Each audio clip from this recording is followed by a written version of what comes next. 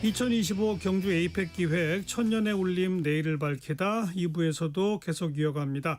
잠시 후 통일연구원의 조한범 석좌연구위원과 이번 에이펙 기간의 안보 부분 성과와 앞으로 과제 짚어보고요. 그 다음에는 글로벌 이코노믹 연구소 김대호 소장과 경제 분야 분석해 보겠습니다. 그리고 정치 토크 직진 본능 직설하고로 이어지죠. KBS 1라디오의 모든 프로그램 유튜브에서도 함께할 수 있습니다. 실시간 방송 보실 수 있고요. 정치, 경제, 사회, 문화 다양한 콘텐츠들 마련되어 있어요. KBS 1라디오 유튜브 채널 구독, 좋아요, 댓글 부탁드립니다. 일요일 2부 출발하죠.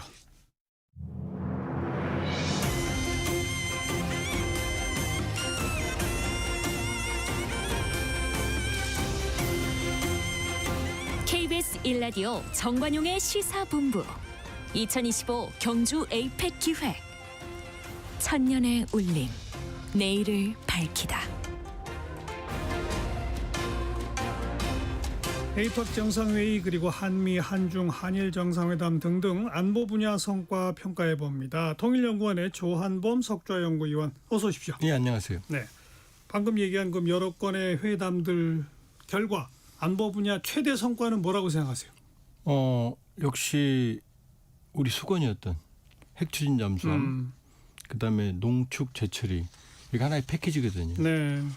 저도 개인적으로 수년 혹은 뭐 좀 심하게 수십 년 동안 핵추진 잠수함과 농축 재처리를 통한 잠재 핵역량 구축론을 주장을 해왔거든요. 그러니까 잠수함이라고 하는 비대칭 무기의 효율성과 작전성을 비약적으로, 그러니까 재래식 잠수함과 핵추진 잠수함 비교 자체가 안 됩니다. 재래식 잠수함이 아무리 좋아도, 그러니까 예를 들면 잠수함은 물속에서 엔진으로 못 가요. 왜냐하면 산소를 태우니까 폐쇄된 공간이잖아요. 그러니까 나와서 엔진을 돌려서 축전을 한 다음에 배터리로 가거든요. 그런데 그 배터리로 가면 방전되면 또 나와서 축전해야 되고, 이게 잠수함의 은밀성의 치명적이거든요. 예. 올라오면 바로 죽어요. 걸리면. 잠수함 아무런 방어무기가 없으니까. 잠수함의 잠이 무슨 단어인데요. 그렇죠. 몰래 다녀야 되는데. 예. 그게 몰래 다녀야 되는데. 자꾸 떠오르면 그게 예. 몰래 다니는 겁니까? 그러니까 2차 세계대전 때 잠수함은 독일 거 U-보트라고 그러잖아요. 보트. 배. 왜냐? 잠수 능력이 제한적이기 때문에 평상시에 배처럼 다녀요. 예. 작전할 때만 잠깐 물속에 들어가는 그렇죠. 거거든요. 근데 이제 능력이 좋아지면서 이제 디젤이 좋아지고 하면서 지금 이제 장보고 3 배치 2라고 하는 3,600톤 최신식이 AIP 공기가 필요 없는 그다음에 이제 축전지는 나베에서 리튬으로 했는데 3주 동안 숨어 있을 수 있거든요. 3주. 예. 근데 그건 이론인 거지. 3주 만에 올라오다가 배터리 방전되면 못 올라오면 죽잖아요. 그러니까 그 전에 와야 되고 정상적으로 3주라는 거지. 우리가 이렇게 걸으면 10시간 걸을 수 있지만 100m 뛰면 20초 만에 쉬어야 되잖아요. 예. 그러니까 실제 전투가 벌어지면 급기동을 하면 2-3시간이면 방전이 다 버립니다. 올라오면 죽는 거죠. 근데 핵추진 잠수함은 공기가 필요 없잖아요. 핵분열이니까.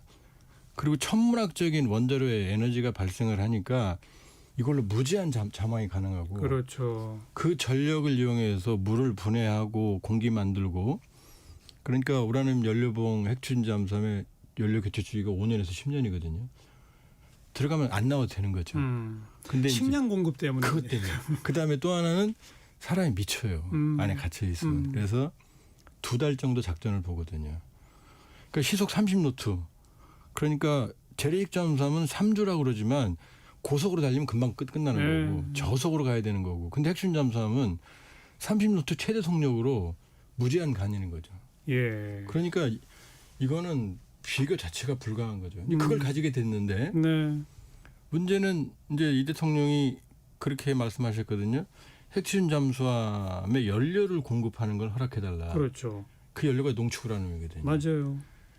그 농축과 재처리, 그러니까 우라늄을 저농축해서 우라늄이 광석에 거의 안 들어있거든요. 끄집어내야 되거든요. 그걸 농축을 5%까지 하면 원자력 발전소, 20%까지 하면 핵추진 잠수함 연료봉이거든요. 여기까지 저농축이에요. 요 권한을 우리한테 안 줬어요. 네. 그다음에 이제 그런데 이제 원자력 잠수함이 있어도 핵추진 잠수함이 있어도 이 연료 공급이 안 되면 움직이지 못하잖아요. 그 얘기를 한 겁니다. 연료를 공급해달라. 그렇죠. 근데 여기서 안 끝나고 그 뒷말이 더 중요하거든요.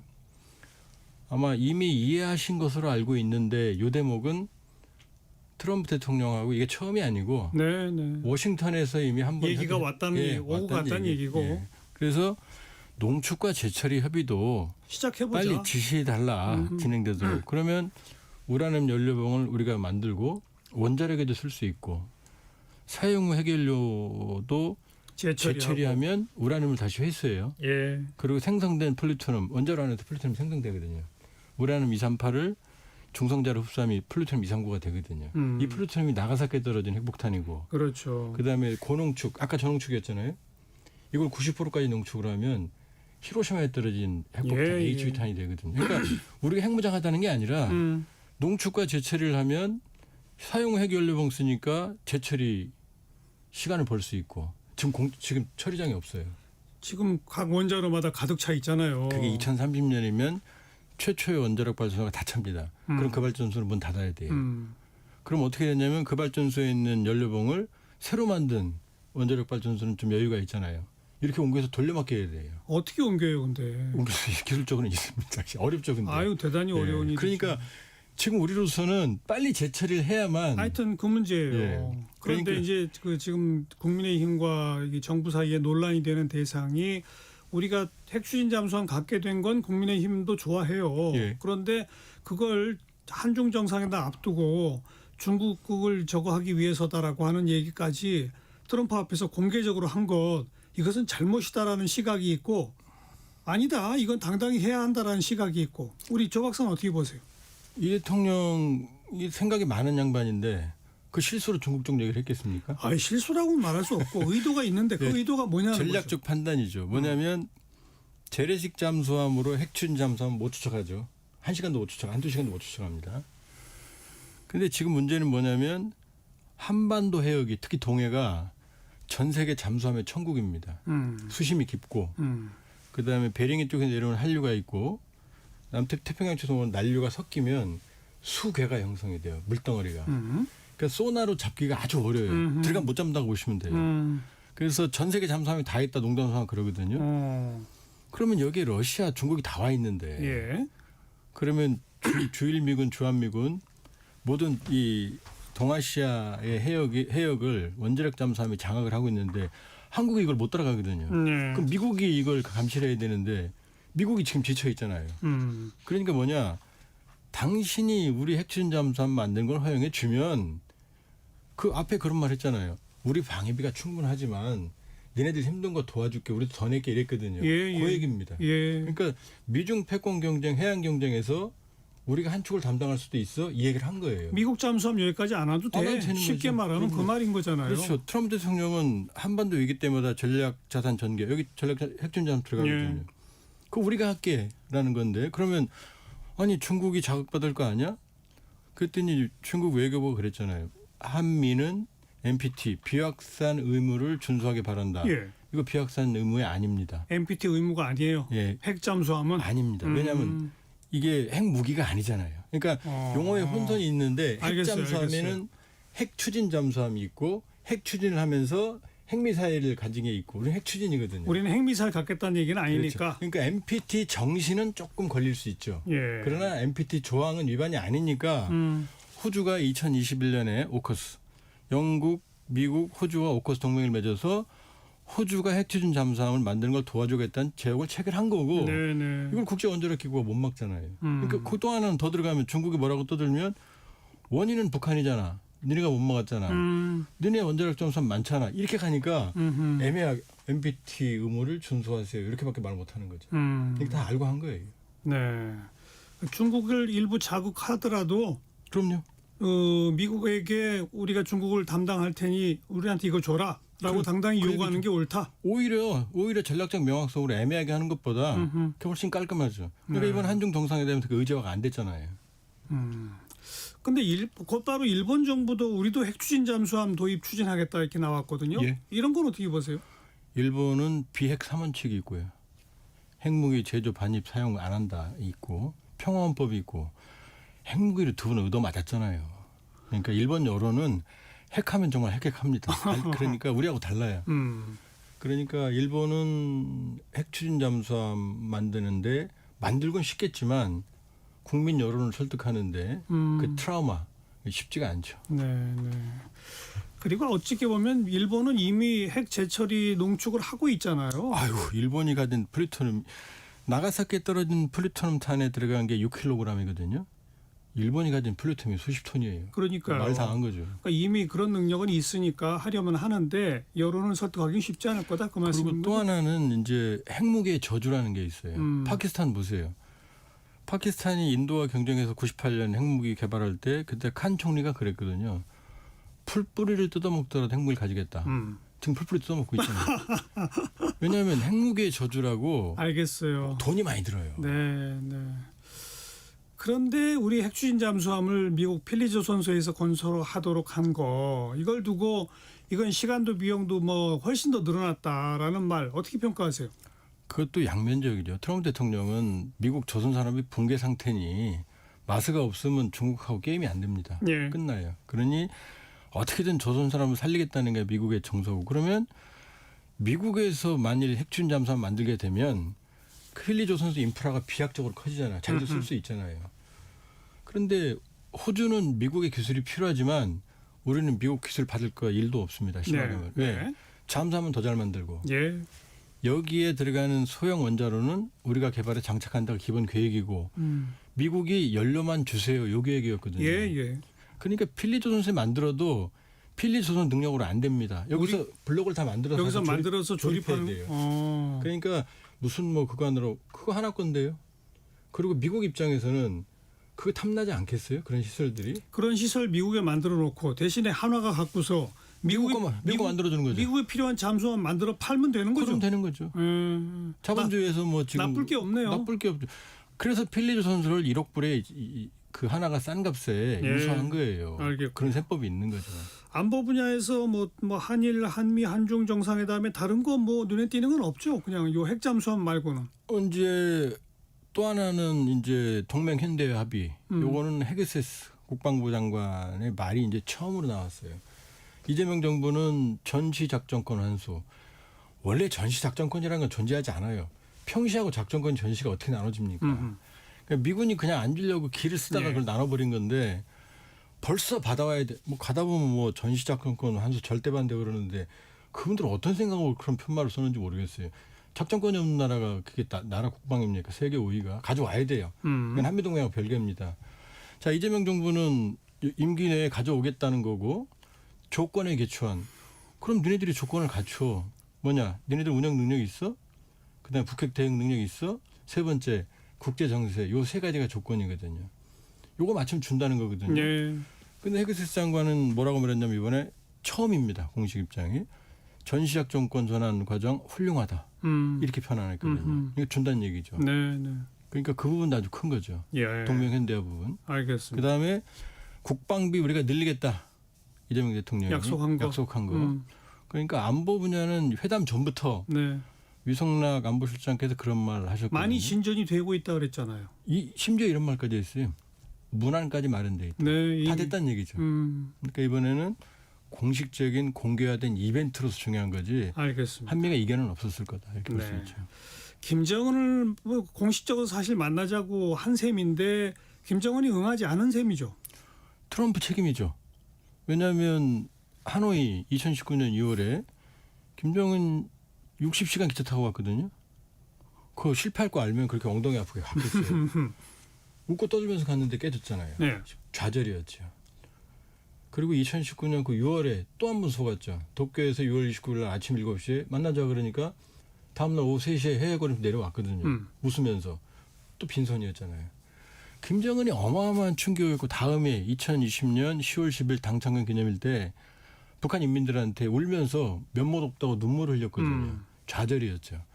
그 애인이 싸웠는데 야, 미안해 그럼 바로 나옵니까? 몇 번 더 튕기죠. 그러니까 김정은도 김 위원장 나와야 돼요. 지금 북남 밀착해봤자 재미 못 보고 있고 북중 해봤자 북중 관계. 지금 리창 총리 서열 2위가 10월 10일 날 평양 갔거든요. 아 독재국가에서 이 서열 2위가 무슨 소리가 있어요. 네. 너무 많이 여기 왔잖아요. 예. 그러니까 북중 관계의 이중성, 북남 밀착의 한계, 북한 교역의 95%가 대북 제재이기 때문에 트럼프를 만나지 않으면 북한 문제 해결이 안 됩니다. 근데 요번까지는 튕기는 거다. 튕기죠. 이제 나올 겁니다. 조만간. 알겠습니다. 통일연구원의 조한범 석좌연구위원이었어요. 고맙습니다. 예, 고맙습니다.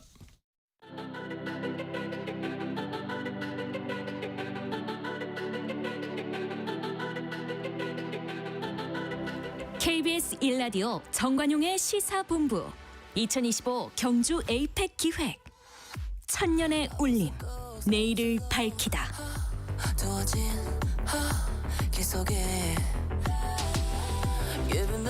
에이펙 정상회담 또 한미 한중 한일 정상회담 등등 게다가 이번엔 또 젠슨황 엔비디아 CEO 방안까지 경제 분야는 또 짚어야 할 게 더 많네요.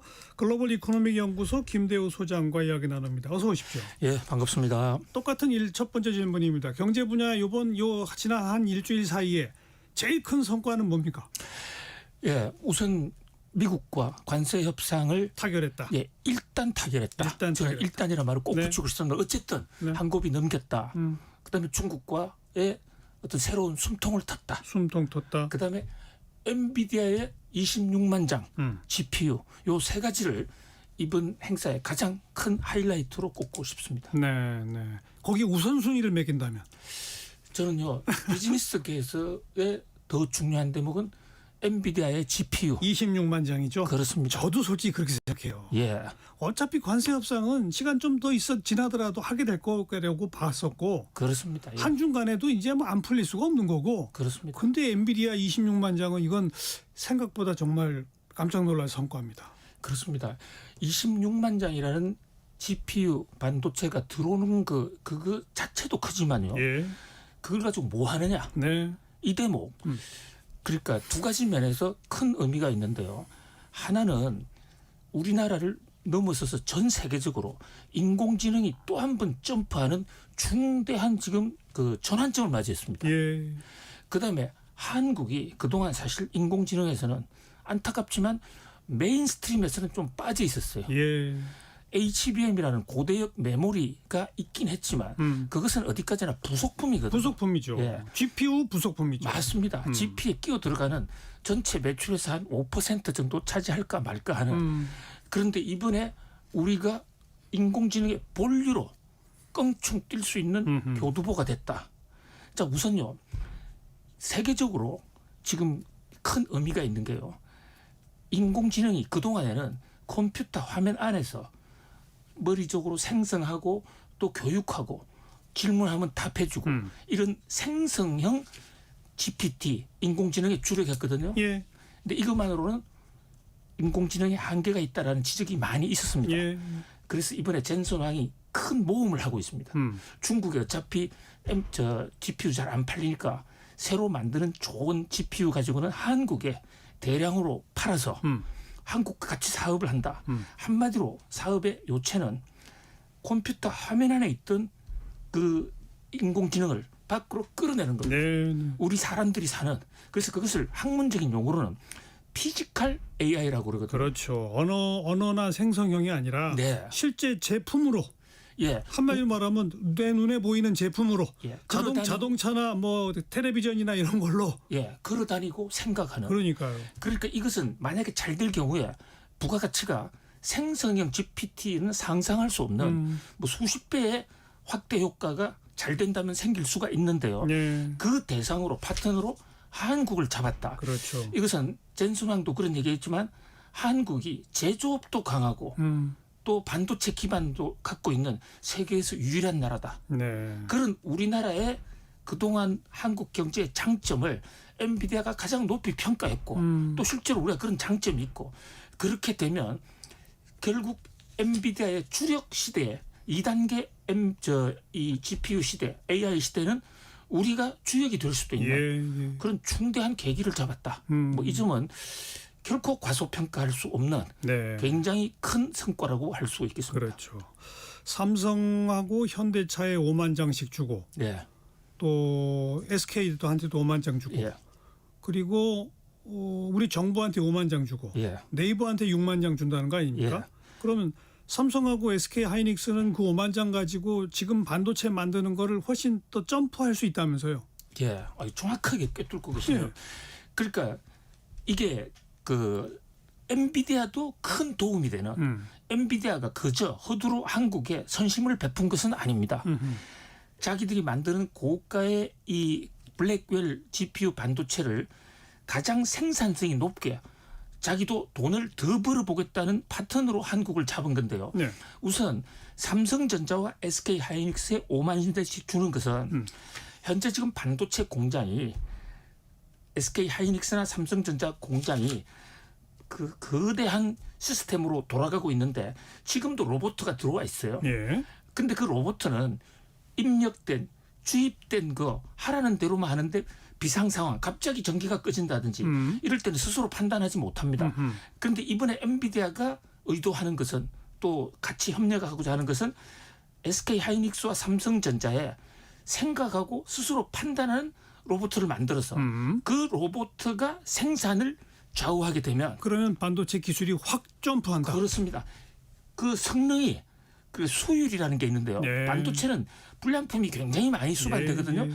그 수율이 굉장히 높아지고 품질이 굉장히 좋아지고 가격이 싸지니까 그렇게 되면 자기네 그 엔비디아 GPU 만드는데 부품이 싸지는 거 아니에요? 그렇습니다. 예.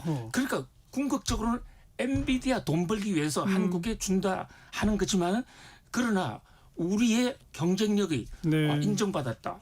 전선왕 엔비디아가 볼 때도 한국의 GPU로서 거기서 좋은 반도체 만들어내는 게 예. 엔비디아에도 도움이 된다. 이거 그야말로 윈윈 할 수 있는 예. 그런 면에서 큰 어떤 쾌거고요. 또 하나는 바로 현대차 부분입니다. 예, 예.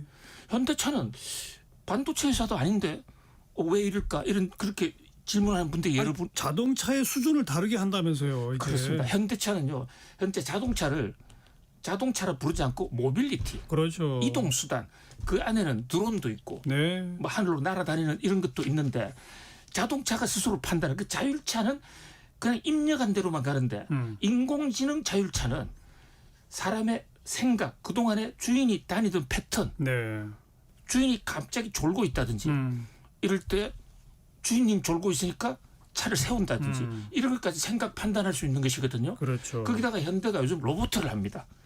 그 미국의 로봇 회사를 인수해서 예, 예. 하고 있는데 그러니까 이제 정말로 살아있는 로봇가 나온다. 알겠습니다. 성큼 다가온다 이렇게 볼 수 있습니다. 그럼 이제 정부가 확보하는 5만 장 가지고는 뭐 하는 거예요? 예, 정부는 정부대로 지금 우리 그 대통령실에 AI 수석이라는 예. 그 팀도 있습니다. 하정우 수석이 있잖아요. 그렇습니다. 그러니까 정부가 해야 되는 것은 결국은 인공지능 인프라를 깔아줘야 되고 또 기본 표준을 만들어줘야 되는 건데 예, 예. 과학기술연구원을 비롯한 각종 단체가 예. 사실 엔비디아가 지금 제품을 맡기고 있는 대만의 TSMC라는 회사도 정부가 출자한 회사고 대만은 정부가 시작했거든요. 예. 뭐 그런 면에서 기업이 돈은 벌지만 그 기업이 돈을 더 많이 벌 수 있도록 이를테면 고속도로나 철도, 항만을 깔아주는 인공지능의 고속도로 깔아준다 이렇게 볼 수 있겠습니다. 네. 기업을 위한 인프라 구축, 인공지능 인프라 인공지능 인프라 예. 구축. 이렇게 되면은 특정 몇몇 기업이 아니라 모든 기업한테 혜택이 돌아갈 수 있는 거니까. 특히 스타트업, 중소기업 그러니까요. 생태계, 인공지능 생태계가 살아날 수 있습니다. 그렇죠. 스타트업들은 자기 돈으로 GPU 못 쓰니까 그렇습니다. 그들이 쓸 수 있는 GPU 인프라를 깔아준다. 예. 아, GPU 한 대가 3억 원 넘어가는 예. 것도 많은데요.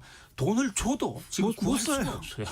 아, 그거군요. 인프라. 자, 그다음 마지막 네이버가 6만 장으로 제일 많이 가져가는데 네이버는 뭐 하는 거예요? 네이버는 그야말로 검색회사지 않습니까? 예. 지금 구글이나 이런 마이크로소프트 검색 기능이 큰 위기를 맞고 있습니다. 왜냐하면 인공지능이 나와서 챗 GPT한테 물어보는 게 더 좋아요, 요새는. 그렇습니다. 예. 그런데 현재 네이버는 바로 구글 방식 그것을 좀 응용하거나 제휴 맺어서 지금 예. 하고 있거든요. 예. 그게 아니라 독자적으로 엔비디아와 함께하면 바로 이 챗GPT 같은 한국형 GPU를 그러니까 생성형 인공지능을 만들 수가 있고요. 어허. 한 걸음 더 나아가서 그것이 화면 밖으로 나와서 예. 걸어 다니면서 로봇을 가지고 다니면서 그 로봇하고 물어보는. 검색을 하는. 어. 그러니까 1단계 생성형 GPT와 2단계 피지컬 GPT의 결합 예. 이런 쪽으로까지 저 구상을 갖고 있는 단기간에는 좀 돈도 들고 우리 기업도 처음에 시행착오를 하겠습니다만은 그러나 세계의 지금 이 비즈니스 산업의 판도의 핵심 메인스트림인 네. 인공지능의 이번 에이펙을 통해서 한국이 본격적으로 들어섰다. 알겠습니다. 그 제일 큰 성과고 한미 정상회담 관세 타결을 일단이라고 표현하신 이유가 뭡니까? 우선 트럼프 대통령 돌아가면서 말이 좀 더 막 달라지죠. 6천억 불이다. 뭐 이거 거기서 나온 숫자인지 모르겠어요. 아무리 미국을 향한 미국 국내용이라고 하더라도 협상 직후에 그렇게 얘기하는 것은 예. 뭐 아주 우리가 지금 서명도 하지 않은 상태이기 때문에 어쨌든 또 다르게 바뀔 수가 있다라는 그런 가능성 때문에 좀 불안하고요. 그다음에 또 100% 개방하기로 했다는 이 대목도 우리의 네. 농산물 추가 개방은 없었다. 그러니까요. 이 대목과 조금 상충되는 그래서 끝날 때까지 끝난 게 아니라 조심해야 될 건데 저는 오히려 이 대목에서 우리 정부나 여당이나 야당이든 좀 국익 차원의 생각에서 이 그 관세 협정은 좀 큰 호흡으로 평가를 해야 될 것 같습니다. 여기서요 일부에서 잘했다 못한다 얘기는 특히 잘했다고 얘기를 하면 트럼프 대통령 속이 안 편할 겁니다. 아하하. 한국이 잘했어? 그럼 내가 손해 봤나? 네. 그리고 바로 고칠 수도 있는 그렇기 때문에 좀 큰 호흡으로 지켜보고 좀 여야가 일치된 우리 국익을 예. 위해서 뭐가 도움이 되는가라는 쪽에 시야를 맞춰야 되지 않을까? 일단은 그리고 문서를 좀 기다려 봅시다. 그렇습니다. 그래야 될 것 같아요. 그렇습니다. 그런데 이번에 한미 간 통화 수합에는 전혀 진척이 없었어요. 왜 그렇습니까? 네, 통화 사업은 결국 불발됐습니다. 아니 근데 뭐 다른 나라들하고 다 하는데 왜 유독 한국하고 안 해주는 거예요? 예, 그건 뭐 미국이 한국을 특별히 미워서 해라기보다도요. 아르헨티나하고 한 통화 수합은 그게 진품 통화 수합이 아니라 짝퉁입니다. 통화 수합은 원래 연방 준비제도 이사에 중앙은행까지 해야 되거든요. 예. 중앙은행이 돈을 관리하는 곳이니까요. 미국 재무부하고 아르헨티나가 했는데 그것은 재무부의 한 관리 자금은 매우 제한적입니다. 돈이 얼마 없어요. 그런데 우리는 그거 가지고는 안 되고 궁극적으로는 중앙은행과 해야 되는데 중앙은행은 기축통화국이 아니면 안 해주겠다는 그런 원칙이 있습니다. 그러니까 현재 딱 5개입니다. 유로, 그다음에 영국, 그다음에 일본, 캐나다, 스위스 요 5개만 하게 돼 있는데 한국을 만약에 해주면 한국과 비슷하거나 한국보다도 신용도가 높은 다른 나라하고 또 해달라는 요구. 그러니까 지난번에 우리가 2번을 했는데 역사적으로요. 예. 2번 다 위기 상황 속에서 코로나라든지 그때는 몇 나라를 같이 해줬거든요. 일시적으로 예. 해주는 거다. 그래서 통화 스와프를 안 하는 대신에 한국에 3,500불 외환 현찰 이거를 좀 내는 것을 단계적으로 편을 납부하게. 늦춰준 거죠. 그러니까. 그래서 그것도 여전히 한국 경제는 적지 않은 부담이죠. 예. 과거 처음에 업프론트라고 해서 3,500불 외환 현찰 바로 내. 선불로 내 말이었어. 그건 뭐 우리 경제가 바로 외환위기로 갈 수도 있는 것인데 그것을 막았다는 면에서는 우리가 선방했다고 볼 수는 있는데 예. 여전히 1년에 200억 달러씩을 그냥 묻지도 말고 네. 따지지도 말고 내라. 이것은 상당한 부담이라고 볼 수 있습니다. 묻지도 말고 따지도 말고는 아니고 협의하는 위원회는 만들기로 했는데 예. 제가 보기에는 지금 이제 MOU나 워크시트도 기다려보자라고 했잖아요. 예. MOU나 워크시트도 중요합니다. 그거 가지고 또 평가해요. 근데 그 다음에 매년 이제 올해는 어디다가 얼마 투자합시다라는 논의가 시작될 때 예. 그때마다 또 밀고 당기기를 해야 되는 거죠. 그렇습니다. 그런데 그 협의 구조가요. 제가 왜 묻지도 말고 따지지도 말라 이런 말씀을 드렸냐면 협의하는 구조는 앵커님 말씀대로 다 저번에 장치를 잘 마련했는데 협의를 하다가 최종적으로는 트럼프 대통령이 결정한다 이렇게 돼 있단 맞아요. 말이죠. 결정권은 미국이 갖죠. 예, 그러니까 아무리 협의를 해도 이거 아니야. 그래도 어쨌든 협의 과정에 또 시간 한두 달 보낼 수 있고. 근데 진일보한 것이죠. 예. 우리 의견을 과거 첫 초안보다는 많이 반영하기로 한 것입니다. 그리고 10년이라고 하는 기간인데 트럼프는 임기는 3년 반밖에 안 남았으니까 예. 또 그 후에는 어떻게 될지 모르는 거잖아요. 그렇습니다. 예. 자, 한중 정상회담에서 70조 가량의 통화 수합한 거는 어떤 의미가 있습니까? 이건 대단한 의미가 있습니다. 70조가요. 미국이 그동안에 한국과 통화 수합해 준 게 2번 있었는데 할 때마다 300억 달러 내외를 해줬거든요. 300억 달러를 우리 돈으로 하면 약 35, 40조입니다. 네. 근데 중국과 한 것은 70조예요. 예. 엄청난 규모고요. 중국이 통화 스와프를 하고 있는 나라 중에 우리나라가 제일 큽니다. 홍콩과 하고 있는 거 한국과 똑같은데 홍콩은 사실 자기 나라잖아요. 그렇죠. 외국과는 한국과 가장 크게 하는 물론 중국 입장에서도 한국과 하는 게 중국 국익에 많이 도움이 됩니다. 미국과는 달리 중국은 기축통화국이 아니기 때문에 예. 자기들 기축통화 만들려면 한국처럼 신뢰도가 있는 나라하고 협조를 많이 해야 되니까 중국도 플러스가 있습니다.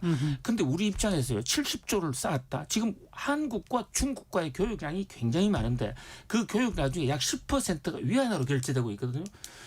그 우리 입장에서는 무역업자들한테 굉장히 도움이 될 것이고 예. 또 국제사회에서 중국 위안화가 기축통화는 아니지만 그러나 무역 덩치가 세계에서 1등 이동으로 큰 나라의 통하기 때문에 무시할 수가 없습니다. 여차하면 우리가 70조를 동원할 수 있다.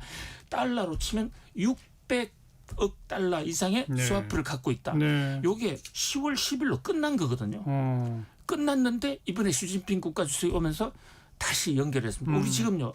일본하고 통화 스와프도 끝나서 지금 없고 미국하고도 없고 유로하고도 지금 제대로 된 통화 스와프가 없습니다.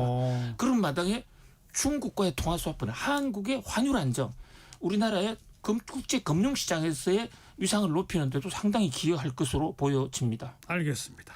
여기까지 글로벌 이코노믹 연구소의 김대호 소장이었습니다. 고맙습니다. 감사합니다. 네. 1시 32분 향해 가네요. 잠깐 교통정보 전해드릴게요. 정현정 씨. 네, 먼저 서울 시내 상황인데요.